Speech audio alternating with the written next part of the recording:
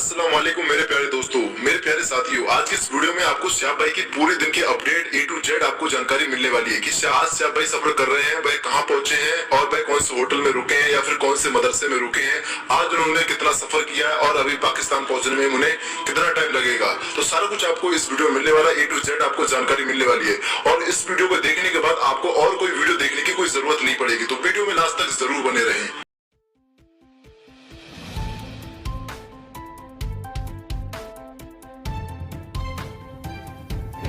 आप देख रहे हैं अपना राजस्थान न्यूज। मेरे प्यारे दोस्तों, श्याब भाई को आज केरला से मक्का के सफर में निकले हुए आज 94वां दिन है और बात करें दिन तारीख की तो आज 3 सितंबर है और माशाअल्लाह श्याब भाई अपने सफर में काफी अच्छे से कामयाब होते जा रहे हैं। तो चलिए दोस्तों, अब बात कर लेते हैं मेरे प्यारे दोस्तों श्याब भाई की लेटेस्ट अपडेट और लाइव लोकेशन के बारे में। लेकिन दोस्तों उससे पहले आपसे एक दरख्वास्त है, जो भाई श्याब भाई से मोहब्बत करता है, प्यार करता है, वो श्याब भाई के लिए वीडियो को लाइक करे, साथ ही कमेंट सेक्शन में माशाअल्लाह जरूर लिखे और साथ ही श्याब भाई के लिए दुआ करे, क्योंकि इससे श्याब भाई को काफी दुआ मिलेगी और हमको काफी मोटिवेशन। मेरे प्यारे दोस्तों, जैसा कि हमने आपको कल बताया था कि श्याब भाई राजस्थान के डिस्ट्रिक्ट हनुमानगढ़ के तहसील रावतसर और गांव पोहड़का के बिस्मिल्लाह मदरसा और मस्जिद में रुके हुए थे और हमने आपको ये भी बताया था कि श्याब भाई उस मदरसे में 2 दिन ठहरेंगे, क्योंकि श्याब भाई जब पहुंचे थे तो पहला दिन था और कल यानी कि जुमा वाले दिन दूसरा दिन था और आज श्याब भाई सफर कर रहे हैं, क्योंकि कल श्याब भाई ने जो जुमे की जो नमाज है वही बिस्मिल्लाह मदरसे में अदा की थी और श्याब भाई सुबह लगभग 8 से 10 बजे के टाइम श्याब भाई उस मदरसे के बाहर लोगों से दुआ सलाम करने के लिए बाहर आए थे और श्याब भाई ने सभी लोगों से इस्लाम के 5 अरकान पर अमल करने की हिदायत दी थी। उन्होंने बताया, लोगों को समझाया कि ये 5 अरकान इस्लाम के इंसानों के लिए फर्ज है और फिर उसके बाद उन्होंने एक एक अरकान के बारे में समझाया कि सबसे पहले कलमा पढ़ना चाहिए, उसके बाद रोजा रखना चाहिए, उसके बाद 5 टाइम की नमाज पढ़ना चाहिए, उसके बाद हर इंसान का जो चौथा जो अरकान होता है वो हज होता है, उसके बाद ज़कात, ये सभी अरकान हर इंसान को करना चाहिए। और उसके बाद श्याब भाई मदरसे के अंदर चले गए।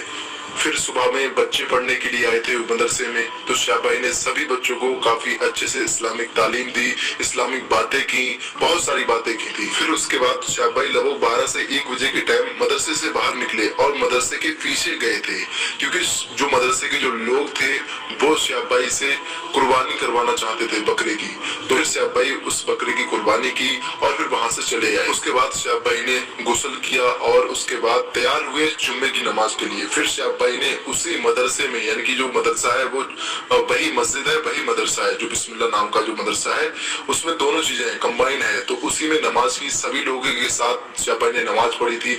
और नमाज पढ़ने के बाद फिर से श्याब भाई ने सभी लोगों को 5 वक्त की नमाज पढ़ने की हिदायत दी, इस्लामिक बातें की, बहुत सारी बातें की सभी लोगों से। फिर उसके बाद सभी लोग वहां से नमाज पढ़ने के बाद, जुम्मे की नमाज पढ़ने के बाद चले गए थे।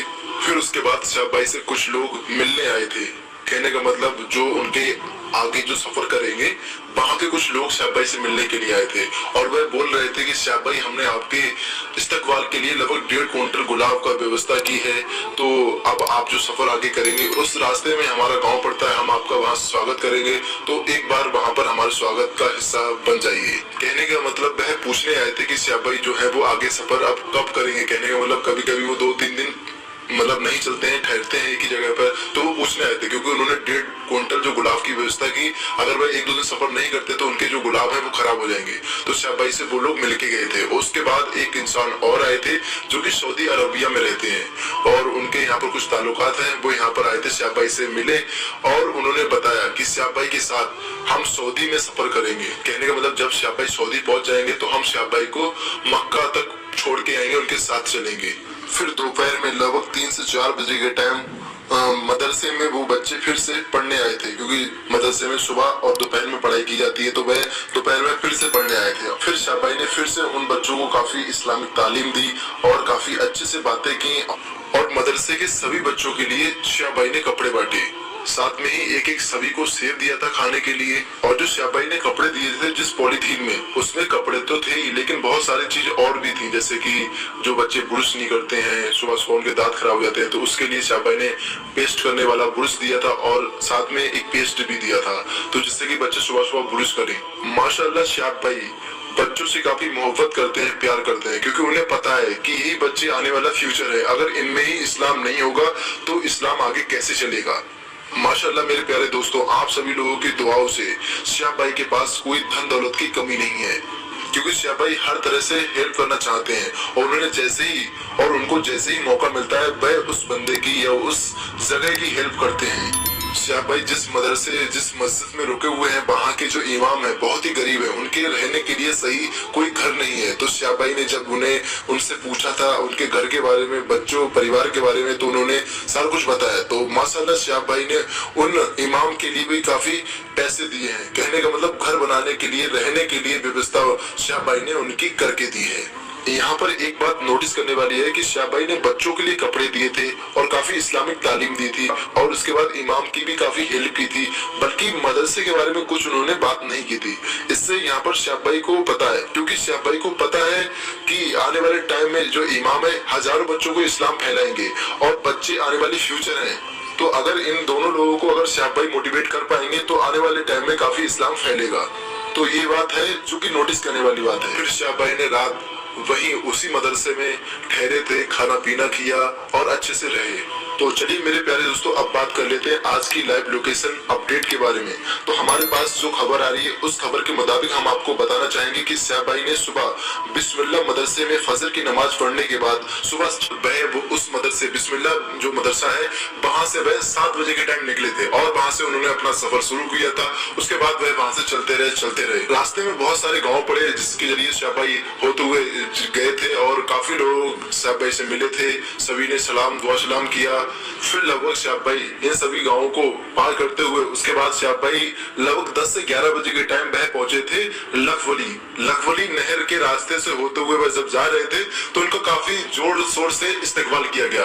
काफी दूर दूर तक कालीन बिछाई गई थी, सभी लोग लाइन से खड़े हुए थे और सभी लोग उनके ऊपर फूलों की बारिश कर रहे थे। उसके बाद वह लखवली में एक मदरसे में पहुंचे जहाँ पर वह अभी ठहरे हुए हैं और उसके बाद उन्होंने अभी कोई सफर नहीं किया है और हो सकता है कि श्याम भाई आज वहीं रुके या फिर शाम तक हो सकता है और सफर करें। इसके बारे में आपको आगे अपडेट मिलेगी, क्योंकि श्याम भाई ने अभी तक सिर्फ 29 किलोमीटर का सफर किया है आज। तो 29 किलोमीटर का मतलब कि श्याम भाई जो अपना एवरेज लेके चले थे 25 से 35 किलोमीटर का, तो उन्होंने वो कवर कर लिया। तो हो सकता है आज रात को यहीं ठहरे और उसके बाद सुबह हो सकता है वो सफर करें।